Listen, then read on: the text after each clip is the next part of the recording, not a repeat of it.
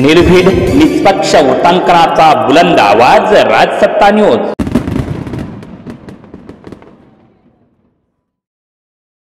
नमस्कार, मी सहदेव जाधव, आपण पाहत आहात राजसत्ता न्यूज। नमस्कार, मी सहदेव जाधव, आपण पाहत आहात राजसत्ता न्यूज। संगमनेर नगरपालिकेची रणधुमाळी सुरू आहे आणि यामध्ये महायुती विरुद्ध संगमनेर सेवा समिती अशी लढत होताना दिसते। परंतु जर बघितलं तर अपक्ष पण कमी नाहीये, कारण की अपक्ष म्हणून अनेक जण काही महायुतीतून तिकीट नाही मिळालं नाराज आहेत म्हणून त्यांनी अपक्ष उमेदवारी केली आहे। काही काँग्रेसमधून आले, त्यांना तिकीट नाही मिळालं म्हणून ते अपक्ष म्हणून उभे आहेत। खऱ्या अर्थाने नगराध्यक्ष पदाची निवडणूक ही अटीतटीची होईल असं वाटतंय आणि या अपक्ष उमेदवार देखील हे कुठेही म्हणजे तोलामोलाचे अपक्ष उमेदवार आहेत।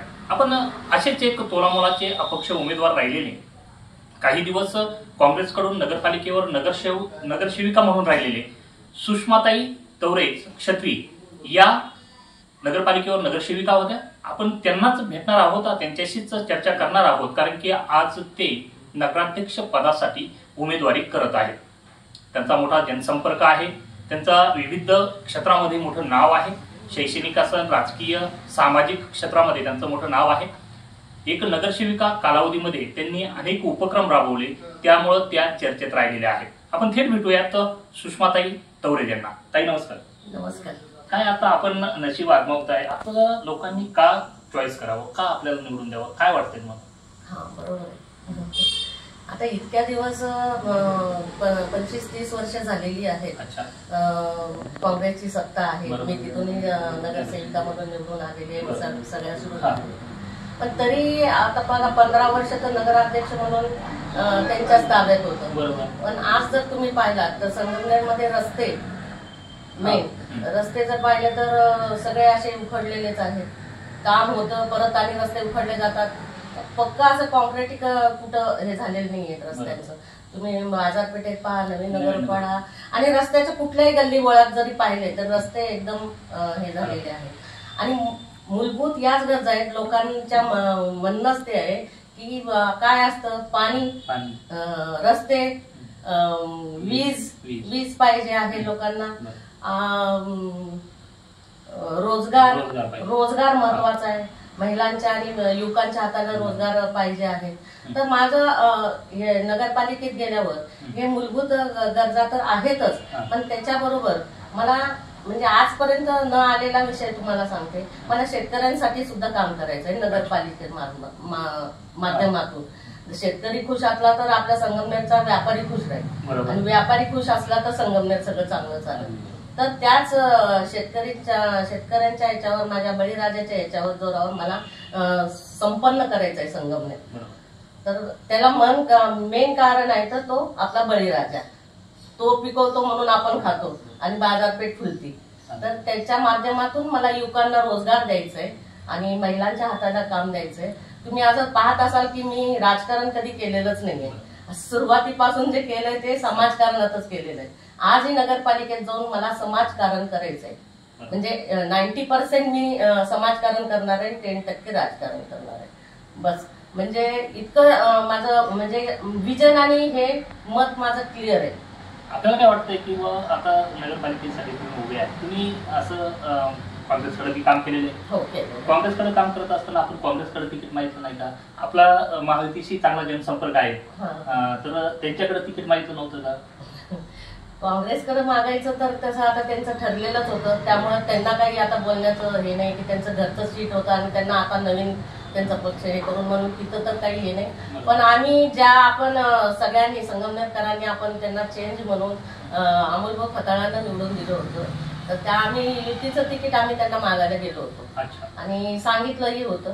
पण ते बोललेही होते की आम्ही विचार करू आणि आम्ही मेन महत्वाची गोष्ट म्हणजे आम्ही मतदारांवर काय आम्ही थोपणार नाही, कॅन्डिडेट थोपणार नाहीये। मी त्या याच्यावर हे केलं, सर्वसामान्य कुटुंबातून त्यांनी द्यावं ही अपेक्षा होती। पण काय आता सगळं श्रुत आहे, सगळ्यांना माहिती आहे, घराणेशाही चालू झाली परत। म्हणजे ज्या याच्याने आपण चेंज म्हणून दिलं होतं ते तर पाहायला मिळाले नाही. तिथंही तेच आणि इथंही तेच झालं. संगमनेरकरांनी- म्हणून आता मी काय करते की एक या दोघांच्या मध्ये एक सर्वसामान्य उमेदवार म्हणून मी उभी आहे. म्हणजे हेच म्हणायचं की घराणेशाहीला कुठंतरी आता संगमनेर देतील परत. हो हो, मतदार राजा आहे तो काय करील काही सांगता येत नाही. या घराणेशाहीला कंटाळून तर चेंज झाला तर आता पण ते होऊ शकतं. हा, होऊ शकतं, काही होऊ शकतं. तुमच्या अपेक्षा आहेत? हा, अपेक्षा तर आहेत. कारण मी असू द्या आणि आमच्या घरामध्ये, आमच्या कवरेज फॅमिलीमध्ये सगळे समाजकारण करणारीच लोक आहेत.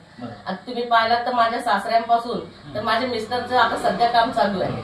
तर त्या सौशेती संगमनेरी याच्यात ग्रुपमधून ते बरीच कामं केली जातात. म्हणजे आता इतक्या दिवस 3-4 वर्ष नगराध्यक्ष नसताना सुद्धा त्यांनी त्या ग्रुपच्या मार्फत 2 मिनिटात कामं व्हायची. म्हणजे सांगितलं की काम इकडं पडलं की इकडं काम लगेच लोकांना हे व्हायचं. तर हे आमचं म्हणजे समाजकारण एक आमच्या अंगवळणी आहे सुरुवातीपासूनच. त्यामुळे आता नवीन असं काही नाही. आणि मला अपेक्षा आहे की नक्की मतदारांपर्यंत पोहोचताय. आणि आता म्हणजे मी बघितलं, कारण मला सुद्धा 1 तास वेटिंग तुमच्यासाठी करावं लागतं. परंतु तुम्ही हे करताय त्यांना तुम्हाला सांगत असेल, घराणेशाहीला कंटाळलेली जनता आहे संगमनेरकर. कारण गेली 40-50 वर्षापासून घराणेशाही बघताय आणि घराणेशाहीला वैतागलेली आहेत जनता. तुम्हाला जनता मतदार बोलत असतील या विषयावर मोकळं? कसं आहे, शेवटी बोलतात घराणेशाही चालू आहे. आणि मेन म्हणजे कशी होतं, इथं तर घराणेशाही आहेच, पण त्यांना यांच्याकडून अपेक्षा होती की यांनी तसं करायला नव्हतं पाहिजे.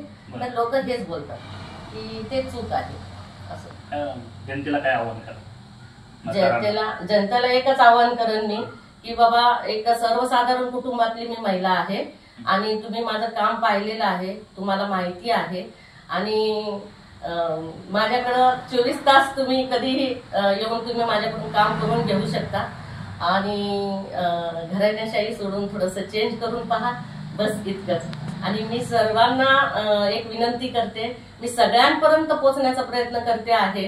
हाऊस टू हाऊस मी फिरण्याचा प्रयत्न करते आहे. पण जर कोणी राहिलं तर तुम्हीच माझे मतदार बंधू भगिनींनो. तुमची बहीण, एक सर्वसामान्य बहीण तुमची फिरते आहे, या मत मागते आहे. याच्याने तुम्हीच हे निवडणूक हातात घ्या आणि तुम्हीच प्रचार थोडासा करा.